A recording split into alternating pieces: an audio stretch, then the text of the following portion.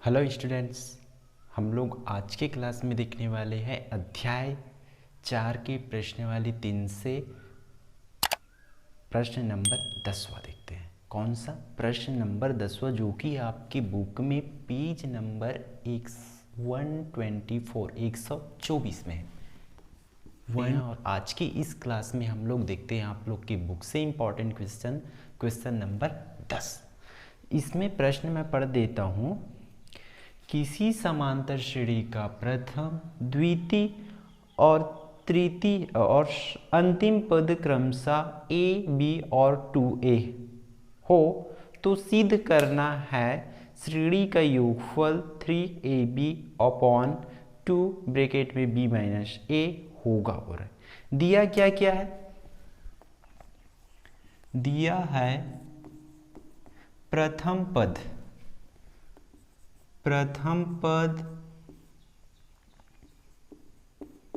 ए, द्वितीय पद दिया हुआ है बी। ठीक, और क्या दिया हुआ है? अंतिम पद दिया हुआ है। अंतिम पद दिया हुआ है 2a दिया हुआ है। क्लियर है? इतना हम लोग के पास डेटा है और हम लोग को प्रूफ करना है एन इज इक्वल टू होना चाहिए 3ab अपॉन 2b माइनस ये हम लोग को प्रूफ करना है। क्लियर है? हम लोग के पास ये तीनों बस डाटा गिवन है, तीनों डाटा दिया है। तब देखो क्या कर सकते हैं हम लोग को। एन निकालने के लिए जितने भी वैल्यूज चाहिए होता है, क्या क्या चाहिए होता है एन के लिए? एन का वैल्यू पता होना चाहिए, ए का वैल्यू, डी का। तो उन्हीं सारे वैल्यूज को फाइंड आउट करते हैं। तो यहाँ हम लोग क्या कर सकते हैं? सर्वांतर,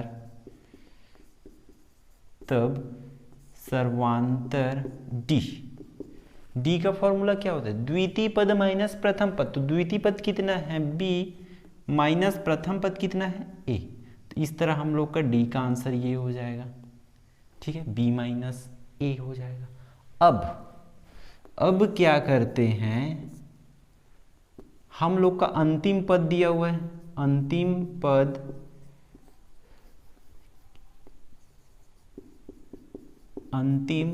पद दिया हुआ है कितना? 2a दिया हुआ है। और अंतिम पद को हम का फॉर्मूला हम लोग का क्या होता है? a plus N minus 1d होता है। एल का फॉर्मूला यही होता है ना, हम लोग पिछले वीडियो में देख चुके हैं। और इसका वैल्यू कितना गिवन है? 2a है। क्लियर यहाँ तक? अब इसमें देखो, a का वैल्यू तो a ही है, प्रथम पद a ही है, प्लस एन माइनस 1, और इस d का वैल्यू कितना है? b माइनस ए है, b minus a is equal to 2a। Clear है यहाँ तक? अब हम लोग को क्या करना है? इस n का मेन मोटो क्या है? इस n का वैल्यू फाइंड आउट करना है। तो सबसे पहले इन बाकी सबका पक्षांतर कर देना पड़ेगा ना। तो a का पहले कर दो तो बचेगा क्या? n माइनस 1 और इधर b माइनस ए बचेगा, तो 2a। और इस a को कहाँ ले जाना है? राइट हैंड साइड में, तो माइनस a हो जाएगा। तो n माइनस 1 और b minus a is equal to 2a में एक a घट जाएगा हम लोग का, तो बचेगा a। क्लियर है यहाँ से? फिर n माइनस 1 को रोक करके हम लोग इस सेकेंड ब्रैकेट को जब क्या करेंगे? पक्षांतर करेंगे, तो किस में जाएगी? यहाँ गुणा के फॉर्म में है। जब राइट हैंड साइड में जाएगा तो किस में हो जाएगा? अपॉन में हो जाएगा। तो a के अपॉन में हो जाएगा b माइनस ए। क्लियर है? अब हम लोग को किसका वैल्यू निकालना है? इस n का निकालना है, ना कि n माइनस 1 का। तो मैं क्या करूँगा? इस n को रोक करके इस माइनस 1 का क्या कर दूंगा? पक्षांतर कर दूंगा। इसको हम लोग ऐसे भी लिख सकते हैं। इस माइनस 1 का पक्षांतर इस साइड माइनस में है और उसको राइट हैंड साइड में भेजूंगा तो किस में जाएगा? प्लस में। तो यहाँ हो जाएगा a upon b minus A plus 1। Clear है? इसको सॉल्व करो तो n इज इक्वल टू हो जाएगा, इसका एलसीएम क्या हो जाएगा? b माइनस ए, फिर इसके अपॉन में कुछ नहीं है, मीन्स 1, तो तिर्यक गुणा कर दो, तो a का a प्लस है तो प्लस b माइनस ए। क्लियर है यहाँ तक? ठीक, आगे देखते हैं हम लोग।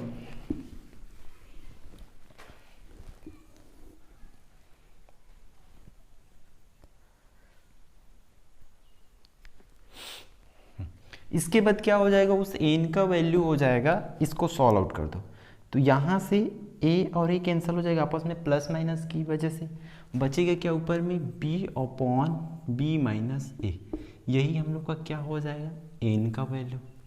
ठीक है, अब क्या करते हैं हम लोग, क्या अब समांतर श्रेणी का योग क्या हो जाएगा, इसका formula s n is equal to a n by two, या इसका फॉर्मूला क्या होता है, ये होता है एन बाई टू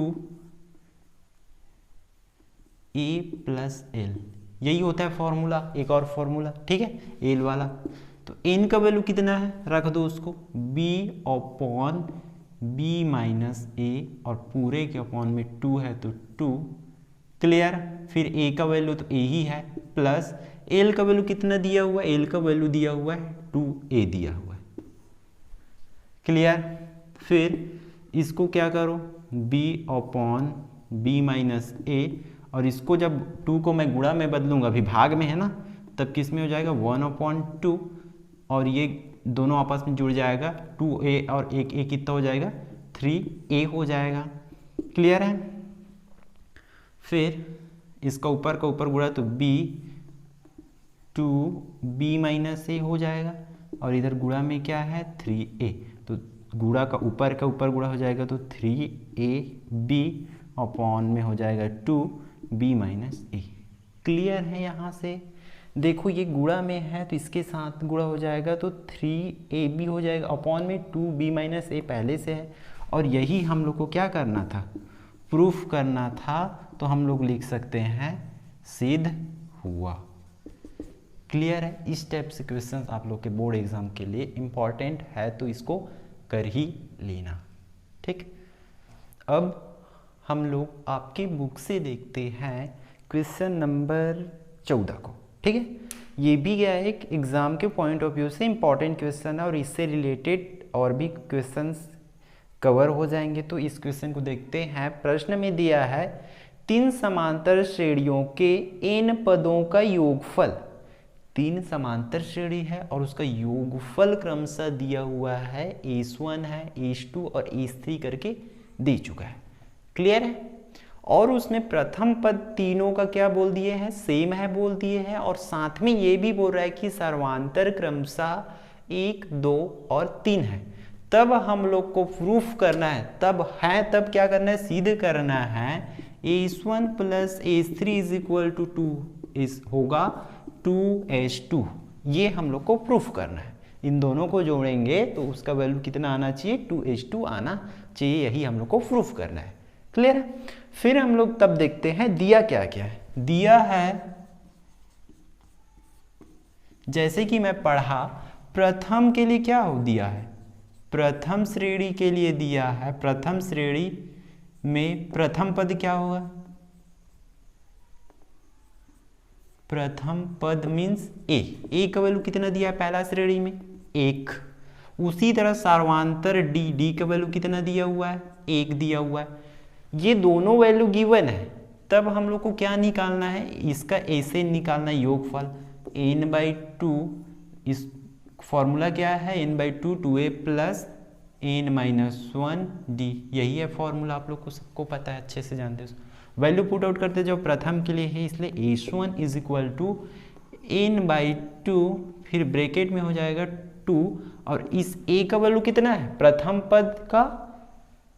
पद का वैल्यू 1 है, तो मैं यहाँ 1 पुट आउट किया, प्लस है तो प्लस n-1, क्लियर यहाँ तक। फिर इस d का वैल्यू कितना है 1, ये क्वेश्चन में ही गिवन है ना, क्रमशः 1 2 3 है करके बोले ना, तो पहला के लिए 1 है, दूसरा के लिए 2 और तीसरा के लिए 3 है। ठीक, आगे सॉल्व करो, h1 is equal to n/2, फिर यहाँ देखो 2 और 1 का गुणा हुआ क्या हो जाएगा, 2 1 कम 2, प्लस है तो प्लस, फिर इस वाले 1 का इसके साथ मल्टीप्लाई होगा तो सेम का सेम होगा ना, n 1 कम n ही होगा, -1 है तो माइनस 1 1 कम 1, क्लियर। ठीक, आगे देखो इसका क्या हो जाएगा n/2 अब देखो यहाँ 2 प्लस में है और यहाँ माइनस में है। आप लोग को अच्छे से पता होगा कि साइन अगर अलग अलग होता है तब हम लोग क्या करते हैं, उसको घटा देते हैं। तब क्या हो जाएगा, अगर हम लोग वहाँ पर 2 में क्या कर दूंगा, 1 घटा दूंगा तो कितना बचेगा, n+1 बाकी रहेगा ना।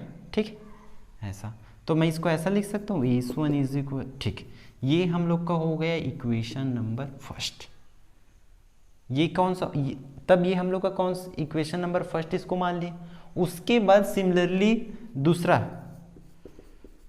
दूसरा श्रेणी में प्रथम पद, दूसरा श्रेणी में प्रथम पद a का वैल्यू कितना दिया हुआ है, 1। तीनों में सेम एक ही है बोल दिया, और बस क्या चेंज हो रहा है, सर्वांतर d का वैल्यू चेंज। तो दूसरा के लिए d का वैल्यू कितना है, 2 है, तो मैं यहाँ 2 लिख लिया। फिर वही फॉर्मूला ASN में पुट करते जाओ तो H2 हो जाएगा इक्वल टू, फिर यहाँ n है तो n/2 इस 2a, 2 इंटू, और a का वैल्यू कितना है, इस वाले श्रेणी के लिए, दूसरा श्रेणी के लिए a का वैल्यू 1 है, इसलिए मैं 1 लिख दिया। फिर यहाँ प्लस है तो प्लस n-1, और फिर d, यहाँ क्या है d, तो इस d का वैल्यू कितना है इस वाले के श्रेणी के लिए 2, तो यहाँ मैं लिख दिया 2। क्लियर है यहाँ तक। फिर आगे देखो n/2 इसका गुणा कर दो तो 2 1 कम 2 हो जाएगा, प्लस है तो प्लस इसका अंदर गुणा करो, 2 का n के साथ होगा तो 2n, माइनस है तो माइनस, 2 1 कम 2, यही होगा। क्लियर है। फिर अगला स्टेप में n/2 इक्वल, ये प्लस माइनस आपस में कैंसिल हो जाएगा। ठीक, बचेगा क्या, 2n बाकी होगा। क्लियर है। अब यहाँ भी क्या हो जाएगा, ये n, ये 2 और ये 2 आपस में कैंसिल हो जाएगा, तो इसका वैल्यू कितना हो जाएगा, n का स्क्वायर हो जाएगा, n और n का स्क्वायर हो जाएगा। ये इक्वेशन नंबर हम लोग का 2 हो जाएगा, जो कि H2 का वैल्यू है। क्लियर है। 2 इक्वेशन आ गए हम लोग के पास।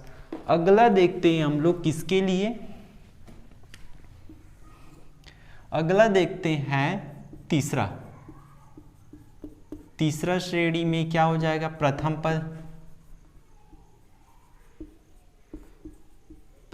पद a का वैल्यू तीसरा श्रेणी के लिए भी क्या है, 1 ही है, और अगर उसमें d का वैल्यू क्या, d मीन्स सर्वांतर का वैल्यू उसके लिए 3 है, जैसे कि जो आप लोग के प्रश्न में ऑलरेडी गिवन है। क्लियर। अब इसका S3 निकालो तो क्या हो जाएगा, n/2, 2a रहता है फॉर्मूला में। ठीक, 1 प्लस है तो प्लस n-1, फिर d, इस d का वैल्यू कितना रखूंगे इस बार, 3। क्लियर है। ठीक, आगे रखो S3 equal to n/2, 2 1 come 2 plus 3 का अंदर गुणा कर दो, जैसे कि पिछले में हम लोग के पास 2 था तो 2 का अंदर गुणा किए थे ना। सिमिलरली अभी क्या करेंगे हम लोग, 3 का अंदर गुणा कर देंगे तो 3n हो जाएगा, माइनस 3 1 कम 3, n/2। अब देखो इन दोनों नंबर्स को देखो, विदाउट n वाला को, बिना n वाला है ना, तो एक में माइनस साइन है और एक में प्लस साइन है, साइन अलग अलग होता है, तब क्या करते हैं हम लोग, घटा देते हैं। तो अभी भी हम लोग उसको क्या कर देंगे, घटा देंगे, तो क्या हो जाएगा, 3n-1 होगा। ये हम लोग का इक्वेशन नंबर 3। अब हम लोग को प्रूफ क्या करना था, प्रूफ ये करना था कि S1 और S3 को जब जोड़ूंगा तो 2H2 आना चाहिए। तब अब क्या करेंगे, अब किसमें S1 और किसको जोड़ना है, S3 को। अब समीकरण 1 व 3 को जोड़ने पर समीकरण 1 कितना है, S1 प्लस समीकरण 3 में S3, इसका लेफ्ट हैंड साइड जुड़ गया। अब राइट हैंड साइड को जोड़ दो, n/2 और क्या है, n+1 है, n+1 और प्लस ये जोड़ा हूँ तो अब S3 कितना, S3 का वैल्यू n/2, 3n-1, यही है। क्लियर है यहाँ तक। अब इसको देखो, इसको तो S1 प्लस S3 लिखूंगा, इन दोनों में से मैं क्या कॉमन बाहर निकाल सकता हूँ, n/2 निकाल सकता हूँ, n/2 निकल गया। यहाँ बचेगा क्या, n+1 इस साइड बचेगा और उस साइड क्या बच रहा है, प्लस है, ये वाला प्लस, ये तो कॉमन निकल गया, इस साइड क्या बच रहा है 3n-1। क्लियर है यहाँ तक। फिर a1 plus a3 equal to n/2। अब यहाँ देखो ब्रैकेट ओपन करेंगे तो n+1 होगा, ये प्लस है तो सेम साइन के साथ ही निकलेगा 3n-1। यहाँ तक तो क्लियर होगा। फिर a1 plus a3 equal to n/2।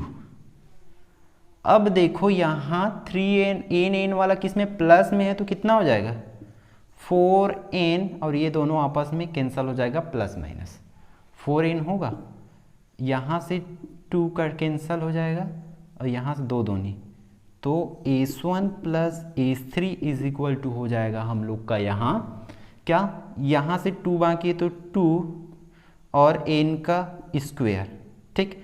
और देखो ऐसा कहाँ है, 2n का square equation number, n square मतलब कितना हो रहा है, h2 हो रहा है इक्वेशन नंबर 2 से, तो मैं n स्क्वायर की जगह में मैं कितना लिख सकता हूँ, h2 लिख सकता हूँ। तो यहाँ h1 plus h3 equal to हो जाएगा 2h2, और यही हम लोग को क्या करना था, प्रूफ करना था, तो हम लोग लिख सकते हैं सिद्ध हुआ। क्लियर, यही करना था ना। इस n स्क्वायर की जगह मैं कहाँ से h2 लिखा हूँ, इक्वेशन नंबर 2 से, समीकरण नंबर 2 से लिखा हूँ। तो ये भी एक इम्पॉर्टेंट क्वेश्चन है, और इससे रिलेटेड, इससे जस्ट 15वां नंबर का, 13वां नंबर का और 12वां नंबर का, इसके आसपास क्वेश्चंस बन जाएंगे। तो इसको आप लोग अच्छे से कर लेना, और गणित है, प्रैक्टिस तो करना ही पड़ेगा। क्लियर है, तो इसका आप लोग अच्छे से नोट कर लो और एक बार प्रैक्टिस करके जरूर देखना, ठीक।